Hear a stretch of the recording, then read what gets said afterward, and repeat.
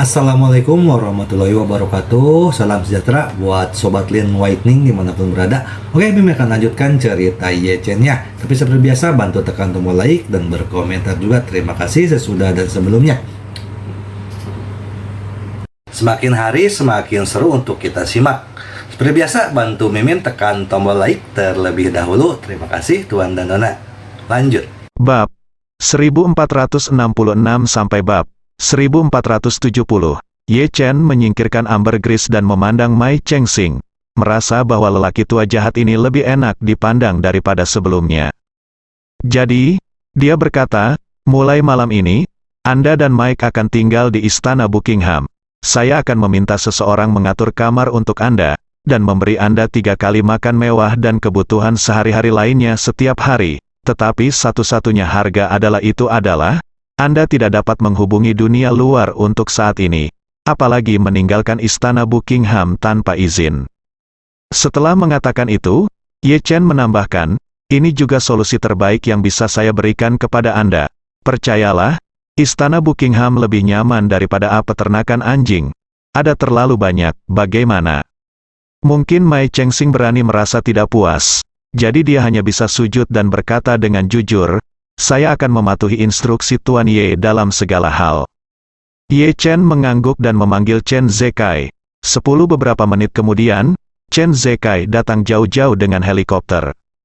Chen Zekai meninggalkan kedua adik laki-lakinya untuk mengurus taksi yang dikemudikan oleh Ye Chen, lalu mengantar Ye Chen dan Mai Chengxing keluar dari Gunung Phoenix. Setelah mengirim Ye Chen kembali ke kelas 1 Thomson, Chen Zekai membawa Mai Chengxing kembali ke istana Buckingham, menemukan sebuah ruangan di wilayah administrasi tertutup, dan mengatur agar dia dan Mike masuk. Pada saat yang sama, ponsel mereka juga disita, dan panggilan kamar mereka terputus, memutus kontak dengan dunia luar. Setelah Ye Chen kembali ke rumah, dia menyimpan ambergris di ruang penyimpanan bawah tanah villa kelas 1 Thomson. Setelah semua bahan obat lainnya disiapkan, dia dapat meluangkan waktu untuk mulai menyempurnakan pil Peiyuan. Keesokan paginya, ada rumor lain di Jinling. Konon tadi malam tiba-tiba terjadi guntur dan kilat menyambar pemakaman Feng Huangshan. Ada yang mengatakan dengan pasti bahwa petir tersebut menyambar sebuah mobil, dan pengemudi mobil tersebut pun menjadi abu beterbangan. Beberapa orang juga mengatakan bahwa guntur dan kilat tadi malam disebabkan oleh hantu jahat yang telah membunuh orang sebelumnya dan dihukum oleh Tuhan. Beberapa orang bahkan mengatakan bahwa Wong Taixin berada di pemakaman Feng Huangshan tadi malam untuk selamat dari kesengsaraan. Bagaimanapun, ada banyak komentar tidak berdasar yang tak ada habisnya. Namun, Ye Chen tidak lagi memperhatikan hal ini. Dia berpikir bahwa dia telah membuat janji dengan He Ziqiu untuk bertemu di Emgrand Group, jadi dia mengirim Xiao Churan ke lokasi pembangunan Hotel Emgrand lebih awal dan pergi sendiri ke Emgrand Group. Wang Dongsui sudah lama menunggu di sini. He Ziqiu adalah orang pertama yang tiba di grup Dihao. Setelah mengungkapkan identitasnya, dia langsung diundang ke kantor Wang Dongsui. Wang Dongsui tidak mengenal He Ziqiu, tetapi dia juga tahu bahwa dia adalah asisten tangan kanan yang diundang oleh Ye Chen, dan dia juga putri tunggal Profesor He dari Universitas Keuangan dan Ekonomi Jinling. Oleh karena itu, ketika dia melihat He Ziqiu, dia menunjukkan antusiasme yang penuh. Bagaimanapun, keduanya akan bekerja untuk Ye Chen di masa depan, meskipun tidak ada perbedaan di antara keduanya, dan mereka ikut serta, di masa depan, mereka masing-masing akan bertanggung jawab atas bisnis mereka sendiri, tetapi Wang Dongsui tetap berharap untuk memiliki hubungan yang baik dengannya dan berusaha untuk bekerja dengannya untuk menjadi tangan kanan Ye Chen. Meski He Ziqiu lulus dari universitas ternama di dunia, namun pada analisa akhir, pengalaman praktisnya masih kurang. Melihat wanita kuat seperti Wang Dongsui yang hanya mengandalkan kekuatannya sendiri untuk menjadi bos sebuah perusahaan dengan nilai pasar 100 miliar selangkah demi selangkah, dia juga sangat menghormatinya, dan dia benar-benar tidak menyangka Wang Dongsui akan begitu muda. Wang Dongsui juga terkejut dengan kemudaan dan kecantikan He Ziqiu. Setelah dengan antusias mengundangnya ke kantor, dia bertanya sambil tersenyum, kapan Nona He kembali ke Tiongkok? He Ziqiu berkata dengan tergesa-gesa, saya baru kembali beberapa hari yang lalu. Wang Dongsue bertanya dengan rasa ingin tahu, nona dia pernah ke Amerika Serikat sebelumnya? Iya.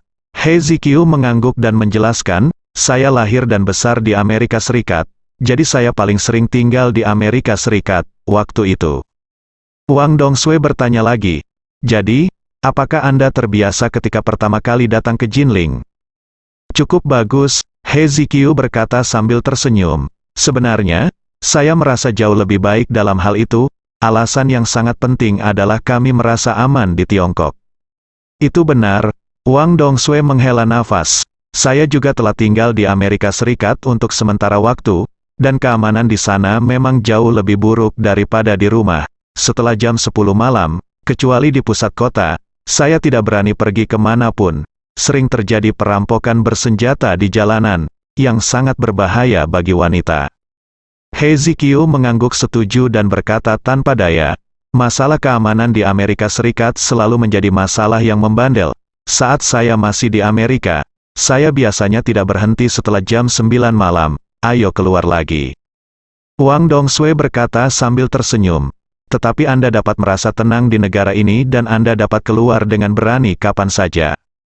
He Ziqiu mengangguk dan bertanya kepada Wang Dongsue dengan hati-hati, Dr. Wang, Tuan Ye, di tempat kerja, apakah Anda mudah bergaul? Wang Dongsue tersenyum sedikit dan berkata, Tuan muda cukup mudah bergaul dalam hidup, tetapi pada bekerja, dia tidak mudah bergaul sama sekali. Benarkah, He? Ziqiu tiba-tiba merasa gugup dan buru-buru dia bertanya, lalu alasan mengapa dia sulit bergaul adalah karena dia memiliki persyaratan kerja yang terlalu ketat. Wang Dongsue mengatupkan bibirnya dan tersenyum, dan berkata, tidak, sebaliknya, alasan mengapa tuan muda sulit bergaul di tempat kerja adalah karena dia di tempat kerja. Dia adalah penjaga toko yang lepas tangan. Setelah serah terima pekerjaan kepada orang-orang di bawah, dia pada dasarnya tidak muncul sekali selama beberapa bulan, dan tidak memberi Anda kesempatan untuk bergaul dengannya di tempat kerja. Makanya saya katakan alasan mengapa dia tidak mudah bergaul di kerja.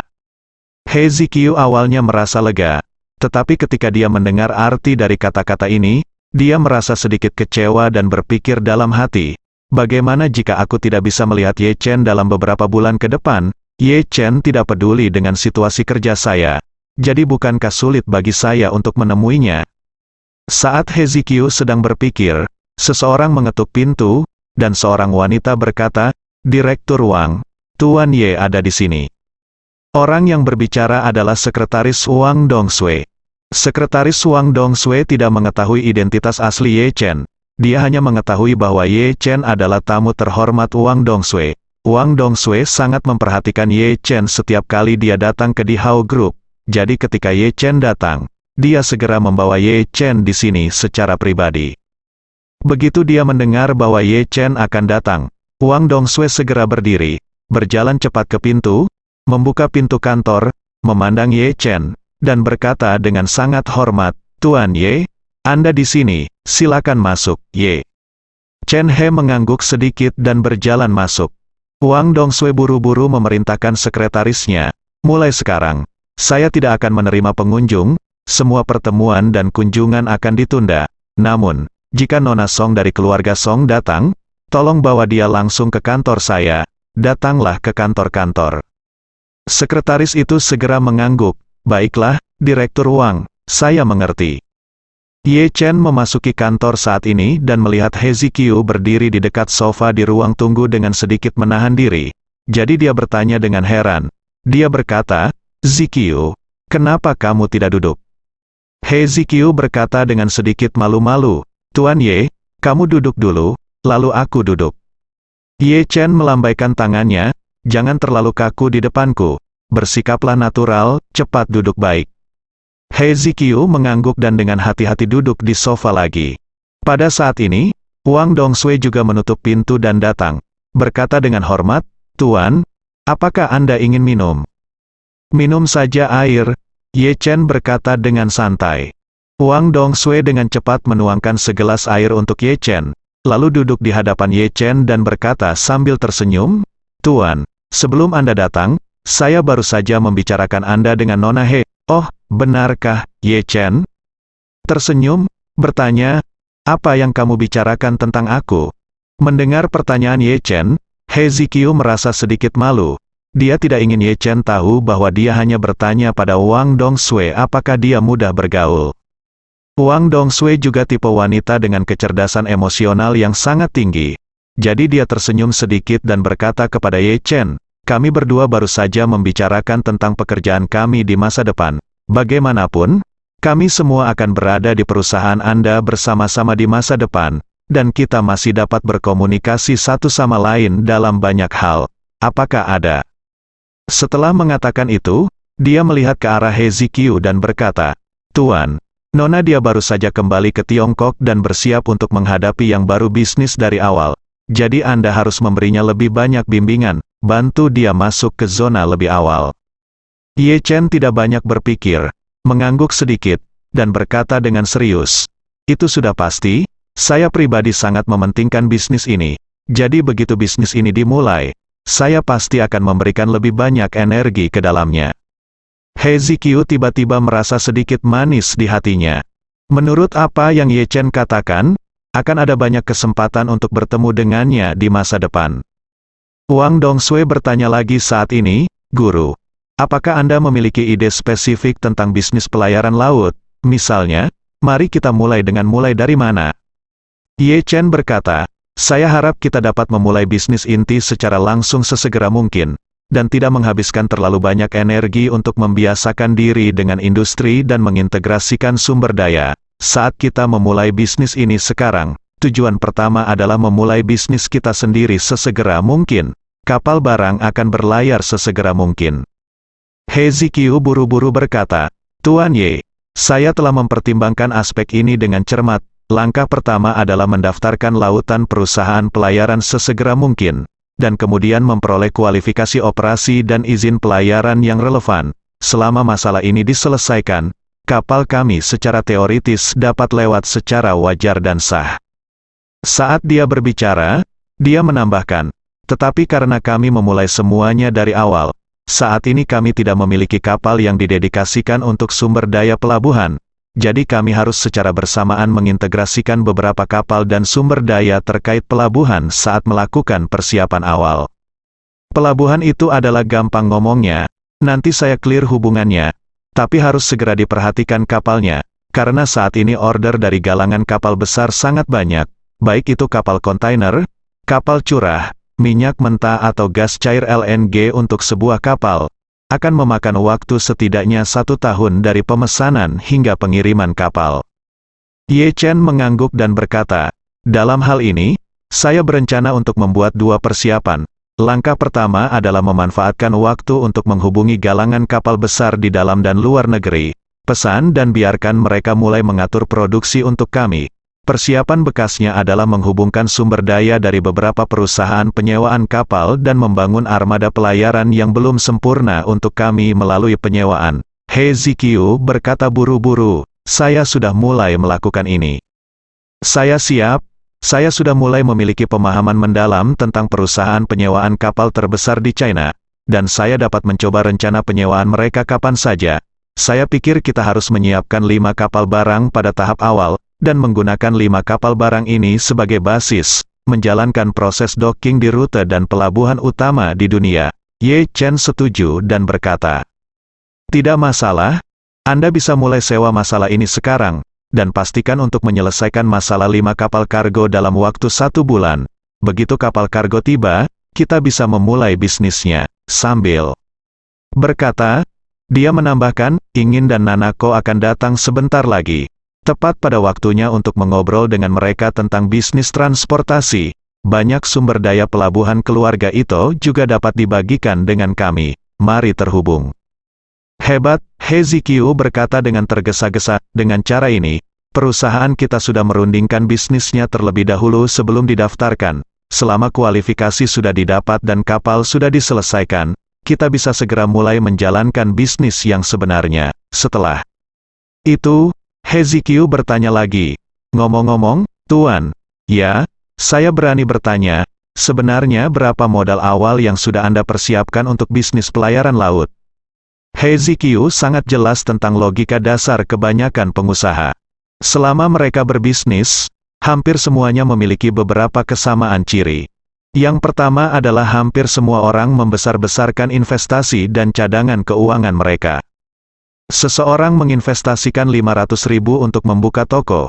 Ketika orang lain bertanya tentang investasi desainnya, dia pasti akan meningkatkannya dengan persentase tertentu.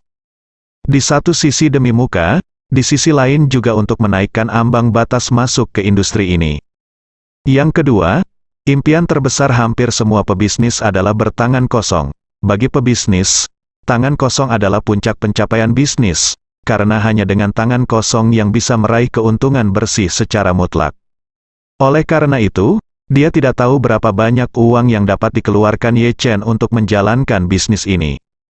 Ye Chen berpikir sejenak dan berkata, pada tahap pertama-tama saya akan menginvestasikan 5 miliar dolar AS sebagai modal awal, dan mungkin menambahkan investasi puluhan miliar dolar AS di masa depan, tetapi itu tergantung pada investasi pertama kita.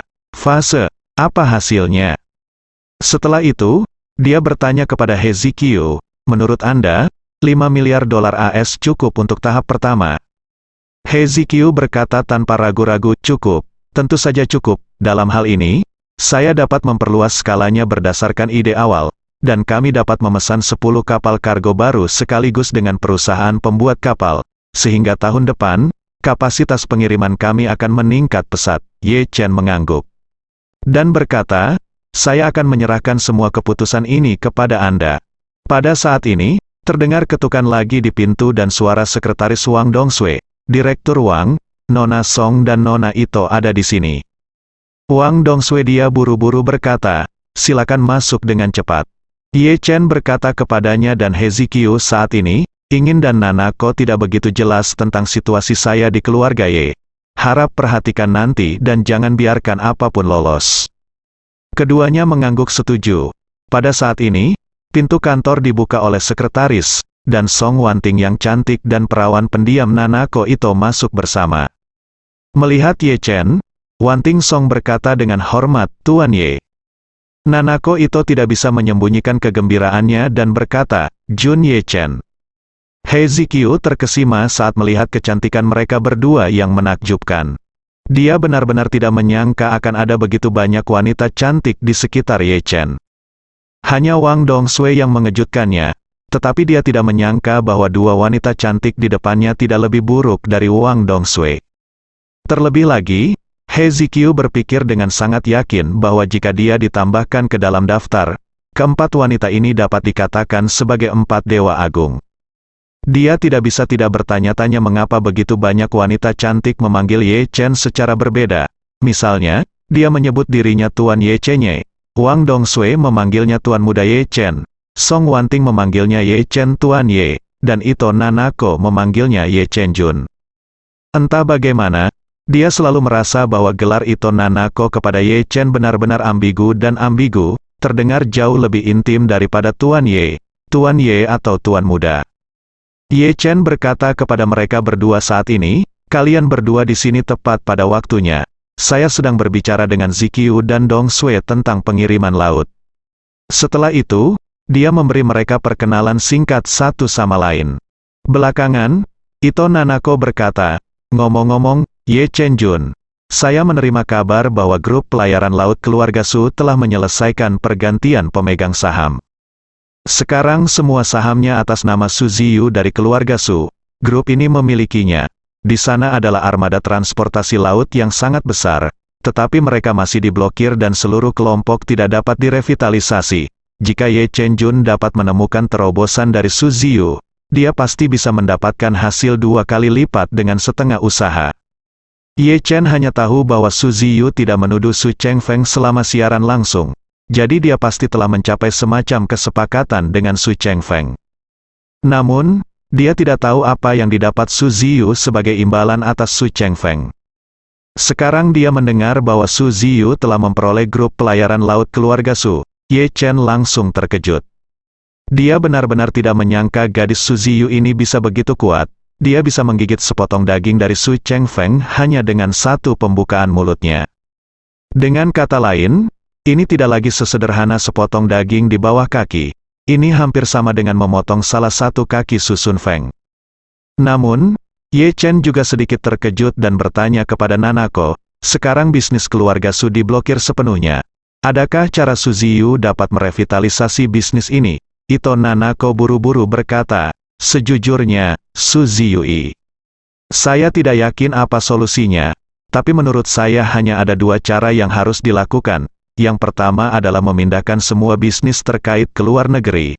Tetapi hal ini memiliki persyaratan yang sangat tinggi pada sumber daya mereka di luar negeri. Keluarga Su belum pernah melakukannya, dan saya pikir Su Ziyu tidak mungkin. Berbicara tentang ini, Nanako Ito menambahkan, cara lain yang tersisa adalah mencari kerjasama. Menurut pendapat saya, cara terbaik adalah membawa seluruh kelompok pelayaran laut keluarga Su semuanya terpecah dan terpecah menjadi beberapa bagian, dan kemudian semua sumber daya ini tersebar dan diintegrasikan ke tangan perusahaan lain.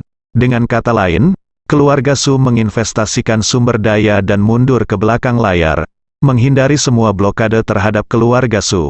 Pada saat ini, He Zikyu tidak bisa mau tidak mau berkata, analisis Nona Ito benar, tapi menurutku rute kedua akan menyebabkan kerugian yang lebih besar bagi keluarga Su. Sepertinya dia awalnya membuka Walmart sendiri, tapi sekarang miliknya sendiri.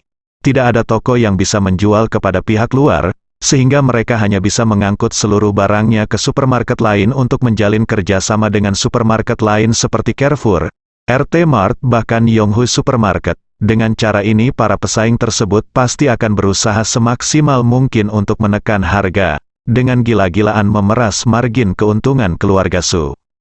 Ye Chen mengangguk ringan. Bagi keluarga Su dan Su Ziyu, jalan pertama tidak mungkin ditempuh, sedangkan jalan kedua lebih mudah ditempuh, namun memang membutuhkan pengorbanan yang lebih besar. Ito Nanako berkata dengan tergesa-gesa saat ini, Ye Chen Jun, saya pikir Anda dapat menghubungi Su Ziyu. Anda telah menjadi anugerah penyelamat hidupnya. Mungkin dia akan setuju untuk mengintegrasikan semua sumber dayanya ke dalam diri Anda. Dalam hal ini, Anda akan menghemat uang, telah melalui masa persiapan, permulaan, dan inkubasi yang panjang. Mendengar ini, He Zikyu, Song Wanting, dan Wang Dongsue semuanya tampak terkejut.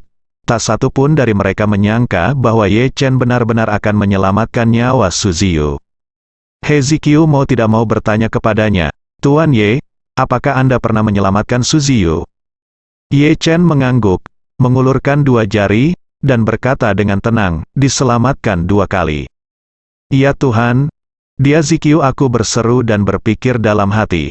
Ye Chen hanya menyelamatkanku sekali, tapi aku merasa seolah-olah aku telah sepenuhnya ditangkap olehnya. Yang bisa kupikirkan hanyalah putranya yang heroik. Su Ziyu sebenarnya diselamatkan olehnya 2 kali. Jadi, perasaan Su Ziyu terhadap Ye Chen mungkin jauh lebih dalam daripada perasaanku. Song Wanting berkata saat ini, Tuan Ye, karena Anda telah menyelamatkan Su Ziyu 2 kali, sebaiknya Anda mengikutinya. Dia berbicara tentang kerjasama. Lagi pula, dia hanya bisa menggunakan sumber dayanya untuk mencari orang lain untuk kerjasama yang saling menguntungkan. Tentu saja, lebih cocok bekerja sama dengan perusahaan lain daripada dengan Anda, Ye. Chen juga sedikit tergoda. Bisnis pelayaran laut saya sendiri belum benar-benar dimulai. Tetapi grup pelayaran laut keluarga Su telah mencapai skala yang sangat besar. Jika kita dapat mengintegrasikan sumber daya, bisnis kita akan dapat dimulai dengan cepat. Namun, satu-satunya hal yang merepotkan adalah begitu Su Ziyu bekerja sama dengannya, identitasnya pasti akan terungkap ke keluarga Su. Setelah terpapar dengan keluarga Su, Ye Chen tidak mengkhawatirkan dirinya sendiri. Bagaimanapun, Su Soudao dan Su Soude ada di tangannya, dan Suan Fengnian dibunuh olehnya. Jika keluarga Su ingin berurusan dengannya, mereka tidak punya gerakan mematikan sama sekali, dan dia tidak perlu khawatir sama sekali. Yang sebenarnya dia khawatirkan adalah Su Ziyu. Begitu dia bekerja sama dengannya, Su Chengfeng pasti akan marah, dan dia mungkin mengarahkan kemarahannya pada Su Ziyu. Bagaimanapun, keluarga Su dan keluarga Ye berseteru dan merupakan pesaing terbesar satu sama lain. Jika Su Ziyu bekerja sama dengannya, di mata Su Chengfeng, itu sama saja dengan mengkhianati keluarga Su sepenuhnya dan bergabung dengan kubu musuh.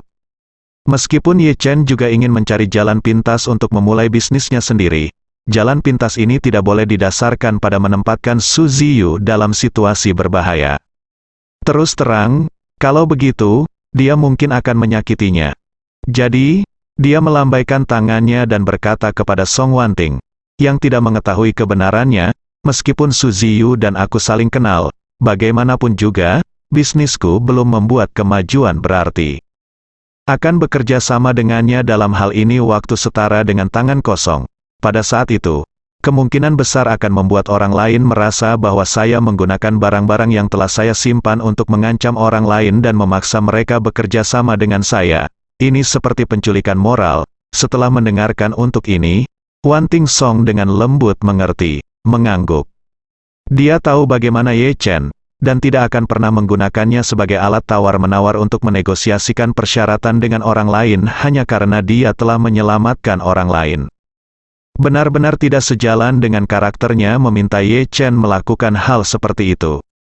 Namun, Wang Dongsui mengetahui identitas Ye Chen sebagai tuan muda dari keluarga Ye, dan karena itu menebak pikiran Ye Chen yang sebenarnya. Jadi, dia berkata dengan sedikit emosi, "Saya mendengar bahwa kepala keluarga Su Chengfeng, adalah orang yang jahat dan tercela. Demi apa yang disebut kehormatan keluarga, dia secara pribadi berencana untuk membunuh menantu perempuan dan cucunya. Bahwa Su Ziyu mendapatkannya darinya kali ini. Saya pikir Su Chengfeng tidak akan pernah duduk diam dan menunggu bisnis sebesar itu diambil alih. Mungkin dia akan mengambil tindakan terhadap Su Ziyu setelah pusat perhatian tentang Su Ziyu berlalu. Pada titik ini, dia menambahkan, dia berkata dengan serius, bagaimanapun, ada kasus nyata wanita hamil sejak zaman kuno. Su Ziyu, seorang gadis yang lemah, memegang bisnis yang begitu besar di tangannya, yang setara dengan 5 anak berusia 1 tahun memegang uang dalam jumlah besar. Saya kira dia tidak bisa menyimpannya sama sekali jika dia pergi jalan-jalan di tengah malam dengan uang tunai jutaan, dan mungkin dia akan terpengaruh olehnya. Kata-kata Dongsui membuat Ye Chen merasa khawatir. Dia tahu apa yang dikatakan Wang Dongsui benar. Su Chengfeng hanya dikendalikan oleh Su Ziyu, jadi dia memilih mengorbankan salah satu kakinya untuk menenangkan situasi. Namun, seiring dengan berlalunya sorotan dari insiden ini, Su Chengfeng hanya akan merasa semakin tidak nyaman kehilangan kaki pelayaran lautnya, dan semakin besar kemungkinan kaki ini dapat tumbuh kembali. Saat itu, Su Ziyu pasti akan menghadapi bahaya besar. Dilihat dari sini, bekerja sama dengan Su Ziyu mungkin tidak merugikannya, sampai batas tertentu, itu mungkin masih melindunginya. Memikirkan hal ini, dia berkata dengan sangat serius, dengan cara ini, Zikyu akan tetap berjalan sesuai rencana awal. Bagaimanapun, apakah kita bekerja sama dengan Su Ziyu atau tidak, kita harus mendaftarkan perusahaannya terlebih dahulu. Melamar untuk mendapatkan lisensi dan mengintegrasikan sumber daya kita harus melakukan pekerjaan kita dengan baik. Jika tidak, meskipun kita mendapatkan sumber daya Su Ziyu, kita tidak akan dapat menggunakannya. Mengenai apakah Su Ziyu dapat bekerja sama dengannya, saya akan mencari peluang untuk bicara padanya. Saat ini, Su Ziyu juga khawatir dengan bisnis pelayaran laut yang akan datang. Meski potongan kue ini sangat besar, namun saat ini saya bisa memegangnya di tangan tetapi tidak bisa memakannya di perut. Bagaimanapun, seluruh bisnis keluarga Su telah diblokir, dan dia tidak memiliki cara untuk mengoperasikan sumber daya ini untuk saat ini. Dia sebenarnya ingin bertemu dengan Ye Chen, memberitahunya tentang masalah ini, dan kemudian mencoba bekerja sama dengan Ye Chen untuk memanfaatkan sumber daya ini sepenuhnya. Namun, dia juga khawatir Ye Chen akan muak dengan dirinya sendiri dan keluarga Su. Bagaimanapun, ayahnya, dan bahkan keluarganya, telah lama menentang keluarga Ye, dan bahkan mungkin ada hubungannya dengan keluarga Ye, kematian orang tuanya. Oleh karena itu, dia belum memikirkan rencana selanjutnya saat ini. Untungnya, Ocean Shipping Group baru saja dialihkan atas namanya sendiri, dan Su Ziyu merasa setidaknya dia masih punya waktu untuk membuat rencana jangka panjang. Saat ini, Su Chengfeng telah memberikan perintah kepada saudara laki-lakinya Su Zifei, meminta Su Zifei mencari cara untuk mengetahui apa yang dia katakan dan bagaimana dia berencana menjalankan grup pelayaran laut keluarga Su. Yang paling ditakuti Su Chengfeng adalah Su Ziyu akan menyerang saat setrika masih panas dan langsung menjual seluruh aset Ocean Shipping Group. Jika ini masalahnya, maka tidak ada yang dapat Anda lakukan untuk menyelamatkan diri Anda sendiri. Bagaimanapun, grup tersebut sekarang berada di bawah nama Su Ziyu, dan semua sumber daya serta properti ada di tangannya. Jika dia memecah grup dan menjualnya, tidak ada yang bisa menghentikannya. Meskipun keluarga Su dilarang untuk terus menjalankan bisnis ini, mereka tidak dilarang menjual aset. Oleh karena itu, begitu Su Ziyu mengubah Ocean Shipping Group menjadi uang dan menyetorkannya ke rekeningnya sendiri, bahkan jika Su Chengfeng suatu hari nanti bahkan dengan kemampuan yang hebat, tidak mungkin mendapatkan uang kembali dan kemudian menebus seluruh grup pelayaran laut yang terjual. Justru karena Su Zifei mendapat perintah lelaki tua itu, dia berkumpul di sekitar Su Ziyu di pagi hari dan mencoba segala cara untuk mengetahui rencana Su Ziyu selanjutnya secara tidak langsung.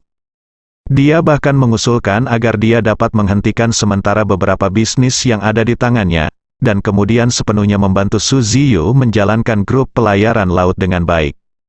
Dalam perkataannya, Su Ziyu adalah saudara perempuannya. Sekarang dia telah mengambil alih bisnis ini, tidak peduli apakah itu berkah atau bencana. Dia, sebagai kakak laki-laki, harus berdiri dan membantu saudara perempuannya mengambil tanggung jawab tersebut.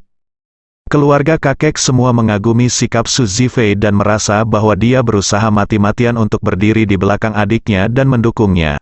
Namun, hanya Su Ziyu yang tahu di dalam hatinya bahwa apa yang dikatakan kakaknya bukanlah kebohongan sama sekali. Hormat kami, tetapi dimaksudkan untuk menguji. Niat kakaknya yang disengaja juga membuatnya merasa sangat jijik dan cemas jauh di lubuk hatinya. Sekarang, dia takut dia benar-benar tidak dapat melindungi bisnis yang akhirnya dia menangkan kembali. Oleh karena itu, dia semakin ingin bertemu Ye Chen. Dia ingin mengobrol dengan Ye Chen dan bertanya pada Ye Chen apakah dia punya saran bagus. Namun, dia tidak tahu apakah Ye Chen ingin bertemu dengannya. Setelah memikirkannya, dia mengumpulkan keberanian dan bertanya kepada Ye Chen di WeChat, "Sahabatku, apakah kamu punya waktu untuk bertemu denganku?" Ye Chen tiba-tiba menerima pesan WeChat Su Ziyu dan merasa sedikit terkejut. Meskipun dia tidak tahu bahwa Su Ziyu, "Saya tidak tahu mengapa Ziyu ingin bertemu dengan saya, tapi saya rasa itu harus ada hubungannya dengan Ocean Shipping Group." Jadi Ye Chen menjawab, "Bagaimana kalau sore hari?" Su Ziyu buru-buru berkata, "Tidak masalah. Saya tidak tahu di mana tempat paling nyaman untuk bertemu." Ye Chen berpikir sejenak dan berkata, "Pergi ke Istana Buckingham, saya akan memberi Anda informasi kontak. Jika Anda menghubungi Takehiko Ito dari keluarga Ito, Anda akan pergi ke Istana Buckingham untuk mengunjunginya. Kemudian Anda akan langsung pergi ke kamarnya dan saya akan menemui Anda di sana." Ye Chen merasakan itu Su Ziyu saat ini pasti diawasi dengan ketat oleh keluarga Su. Jika dia bertemu dengannya di luar, kemungkinan besar dia tidak akan bisa lepas dari mata dan telinga Su Chengfeng. Oleh karena itu, lebih baik Su Ziyu datang langsung ke Istana Buckingham. Jika bukan karena Takehiko Ito kebetulan tinggal di Istana Buckingham, kunjungan Su Ziyu ke Istana Buckingham, milik keluarga Ye, pasti akan menggugah kewaspadaan Su Chengfeng. Namun, hanya karena Takehiko Ito ada di sini, sangat masuk akal jika Su Ziyu datang menemui Takehiko Ito, dan Su Chengfeng pasti tidak akan meragukannya. Lagi pula, Su Ziyu sekarang ingin mencari jalan keluar untuk grup pelayaran lautnya, jadi wajar dan logis jika pergi ke Takehiko Ito untuk membahas kerjasama. Semakin logis, semakin mudah Su Chengfeng mengendurkan kewaspadaannya. Terlebih lagi, Istana Buckingham adalah wilayah Chen Zekai, dan mata-mata Su Chengfeng tidak akan pernah bisa masuk, sehingga Su Chengfeng tidak dapat mengetahui siapa yang ditemui Su Ziyu ketika dia datang ke Istana Buckingham. Waktunya segera mencapai tengah hari. Mobil yang tersambar petir di pemakaman Gunung Phoenix masih menimbulkan banyak rumor. Namun, tidak ada yang menghubungkan kejadian ini dengan Suan Fengnian. Bahkan Su Chengfeng tidak menyangka bahwa Suan Fengnian, yang sangat dia harapkan, telah berubah menjadi bubuk saat ini. Namun, pada siang hari, polisi mengeluarkan pemberitahuan orang hilang. Mereka menemukan informasi registrasi kendaraan berdasarkan kendaraan yang tersambar petir di Gunung Phoenix kemarin. Karena mobil tersebut atas nama perusahaan persewaan mobil, polisi mengikuti petunjuk dan menemukan informasi pemilik mobil tersebut. Berkat sistem nama asli negara yang kuat, Xuan Fengnian tidak dapat menyembunyikan identitasnya saat menyewa mobil. Dokumen yang dia berikan kepada perusahaan persewaan mobil adalah paspor Inggrisnya. Oleh karena itu, polisi Jinling langsung menangkap petunjuk substantif pertama, mobil yang tersambar petir tadi malam disewa oleh pria Inggris bernama Xuan Fengnian. Namun, hanya puing-puing mobil yang ditemukan di lokasi kejadian, namun tidak ditemukan jejak Xuan Fengnian. Mobil itu tersambar petir, dan orang harus mencari cara untuk menemukannya. Oleh karena itu, polisi Jinling telah mencari petunjuk yang relevan tentang Xuan Fengnian sepanjang pagi. Polisi memeriksa video pengawasan dan menemukan bahwa Xuan Fengnian memang mengemudikan mobilnya sampai keluar kota Jinling dan ke Gunung Phoenix tadi malam.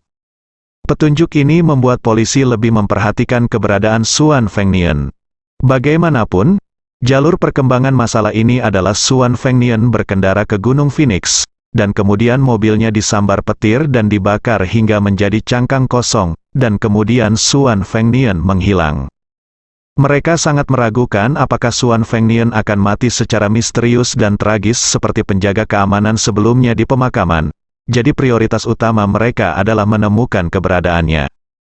Oleh karena itu, saat polisi mengorganisir pasukan polisi untuk melakukan penggeledahan karpet di sekitar Gunung Fenghuang, mereka juga mengikuti prosedur penanganan kasus reguler dan mengeluarkan pemberitahuan orang hilang kepada publik, mempublikasikan informasi pribadi Xuan Fengnian, dan pada saat yang sama mengumpulkan petunjuk berharga dari masyarakat. Setelah perintah permintaan petunjuk ini dikeluarkan, tidak menarik perhatian luas dari masyarakat. Bagaimanapun, Xuan Fengnian adalah orang yang belum pernah didengar orang biasa, dan tidak ada yang peduli dengan hidup atau matinya. Namun, kabar tersebut segera diketahui oleh informan keluarga Su. Saat ini, Su Chengfeng diam-diam sedang berbicara dengan Tuan He di ruang kerja. Tuan He saat ini adalah ahli terkuat di keluarga Su. Itu juga merupakan kartu truf terakhir Su Chengfeng. Jika Tuan He juga gagal, pada dasarnya Su Chengfeng tidak akan memiliki siapapun yang bisa diandalkan. Kali ini, Tuan He berinisiatif untuk datang, hanya untuk berbicara dengannya tentang Xuan Fengnian. Dia berkata kepada Su Chengfeng, "Tuan, apakah Anda berencana menunggu Xuan Fengnian membunuh pria misterius itu sebelum membiarkannya membunuh He Hongsheng?" Itu benar. Su Chengfeng tidak menyembunyikan apapun di depan Tuan He dan berkata, "He Hongsheng sekarang dia telah menerobos menjadi prajurit bintang 4. Jika dia tidak dapat digunakan olehku, dia pasti akan menjadi masalah besar di masa depan. Aku tidak bisa meninggalkan dia sebagai bahaya tersembunyi, Tuan." Dia memegang tinjunya dan berkata, "Tuan, saya ingin meminta sesuatu dari Anda." Su Chengfeng mengangguk dan berkata, "Tidak masalah, Tuan He, Anda tidak harus bersikap sopan." Tuan He berkata dengan serius, "Karena He Hongsheng mampu menerobos menjadi prajurit bintang 4, pasti ada peluang. Dia bahkan mungkin telah menguasai beberapa teknik tinju internal baru. Karena Xuan Fengnian pandai menggunakan Gu, dia pasti sudah menguasai banyak hal, luar biasa berarti. Menurut pendapat saya, sebaiknya saya membiarkan dia berusaha memaksa He Hongsheng menyerahkan metode kultivasinya." Bagi Tuan He, yang juga seorang pejuang, setelah mendengar bahwa He Hongsheng telah menjadi pejuang bintang 4, dia sangat terpesona jauh di lubuk hatinya. Namun, ada banyak kesulitan dalam perjalanan menuju seni bela diri, dan tidak mungkin bagi orang biasa untuk mencapai prestasi besar. Siapapun yang ingin menjadi pejuang bintang 2 membutuhkan bakat yang sangat tinggi dan dukungan sumber daya yang besar. Adapun prajurit bintang 3, hanya ada sedikit di sana-sini. Adapun prajurit bintang 4, satu-satunya yang diketahui saat ini adalah He Hongsheng. Jadi Tuan He tahu betul bahwa He Hongsheng pasti mendapat peluang besar. Kemungkinan terbesarnya adalah dia telah menemukan metode tinju internal yang lebih baik. Oleh karena itu, dia juga sangat menantikannya. Namun, dia juga tahu betul bahwa, apalagi teknik tinju internal yang lebih baik, Bahkan teknik mental yang tidak lengkap masih menjadi rahasia banyak keluarga dan tidak mungkin dia membongkarnya. Tapi sekarang ada peluang bagus. Tuan Su telah menemukan Suan Fengnian, ahli voodoo. Meskipun dia tidak terlalu kuat, dia sudah menguasai voodoo dan dapat membunuh orang yang sama sekali tidak terlihat. Justru karena itulah dia meminta Tuan Su membiarkan Suan Fengnian menemukan cara untuk memaksanya mempelajari metode kultivasinya dari mulut He Hongsheng. Su Chengfeng berkata dengan sedikit cemas saat ini, saya tidak tahu sekarang apakah teknik Gu Suan Fengnian dapat membunuh prajurit bintang 4. Bagaimanapun, kekuatan prajurit bintang 4 tidak dapat diduga. Mungkin Suan Fengnian benar-benar tidak lawan. Tuan He berkata dengan tergesa-gesa, Tuan, Anda tidak tahu sesuatu, di mata kami para praktisi seni bela diri, sihir Gu seperti senapan mesin ringan, itu termasuk jenis yang tidak menghargai bela diri, etika sama sekali. Tidak peduli seberapa kuat master seni bela diri, dia tidak bisa menahan semburan peluru dari senapan mesin ringan dari jarak dekat. Jika Suan Fengnian benar-benar menggunakan bak itu tidak sekuat senapan mesin ringan. Oh, Su Chengfeng berkata dengan heran. Menurut apa yang Anda katakan, Suan Fengnian benar-benar memiliki kesempatan untuk mendapatkannya, metode budidaya He Hongsheng. Jika saatnya tiba, apakah keluarga Su kita dapat menggunakan metode budidaya ini untuk membangun sebuah sekte dan langsung membuat sekte seni bela diri? Tuan He berkata dengan penuh semangat, tentu saja. Saat dia berbicara, dia melanjutkan dengan penuh semangat, keluarga seni bela diri saat ini semuanya dibatasi oleh garis keturunan mereka, dan metode kultivasi mereka sendiri tidak akan pernah diwariskan kepada orang luar. Ini juga membatasi ukuran maksimum yang dapat dicapai oleh sebuah keluarga seni bela diri. Ada banyak praktisi seni bela diri yang tersebar ingin mendapatkan metode kultivasi yang mendalam untuk meningkatkan kekuatan mereka. Jika keluarga Su memperoleh metode kultivasi yang lebih baik, mereka dapat menggunakannya untuk menarik murid. Saya akan menjadi orang yang saya tidak berani menjaminnya, tetapi sangat mudah untuk merekrut ribuan murid. Su Chengfeng tersenyum dan mengangguk, dan berkata dengan serius, jika waktunya tiba, Tuan He akan mengurus sekte ini, dan pada saat itu, semua murid juga akan bertanggung jawab. Saya adalah murid dan cucu Anda, sedangkan saya hanya punya satu permintaan, yaitu sekte ini harus melayani keluarga Su kita dari generasi ke generasi. Mendengar ini, Tuan He segera mundur 2 langkah, berlutut. 1 lutut, dan dengan sungguh-sungguh berjanji, jangan khawatir, Guru, saya bertekad untuk setia kepada keluarga Su. Jika saya memiliki kesempatan untuk mendirikan sekte atas nama keluarga Su di masa depan, saya pasti akan mengabdi pada keluarga Su sebagai satu-satunya tujuan seluruh sekte, Su Chengfeng berkata kepadanya.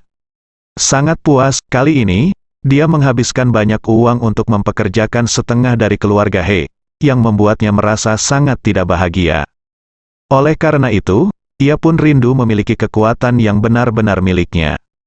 Dalam hal ini, biayanya tidak hanya dapat dihemat secara signifikan, tetapi juga tidak perlu dikendalikan oleh orang lain. Memikirkan hal ini, dia mengangkat telepon dan berkata sambil tersenyum, saya akan menelepon Suan Fengnian sekarang. Jika dia bisa mendapatkan metode kultivasi He Hongsheng, maka saya akan memberinya 50 juta lagi. Setelah itu, dia segera hubungi Suan Fengnian.